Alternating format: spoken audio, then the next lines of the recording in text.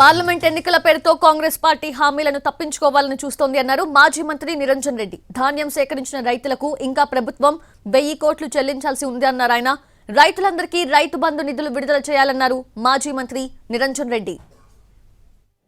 కాబట్టి రేపు యాసంగి పంట హార్వెస్ట్ అయ్యి వచ్చే నాటికి పార్లమెంట్ ఎన్నికలకు సంబంధించినటువంటి కోడ్ ఉంటుందనేటువంటిది మళ్ళా తప్పించుకోజాలరు. మీరు తప్పించుకునే ప్రయత్నాలు చేయకుండా ముందస్తుగానే యాసంగికి ఇచ్చేటువంటి సన్నద్ధతను ఇది ఇప్పుడే ప్రకటించండి.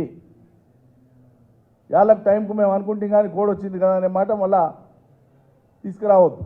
రూపాయలు ఇంకా రైతాంగానికి రాష్ట్ర ప్రభుత్వం చెల్లించవలసి ఉంది ధాన్యం సేకరించినవి. సాక్షాత్తు ముఖ్యమంత్రి గారు ఏమంటారంటే ఇదివరకే వేసినాం కదా రైతు బంధు రైతులకని మాట్లాడతారు.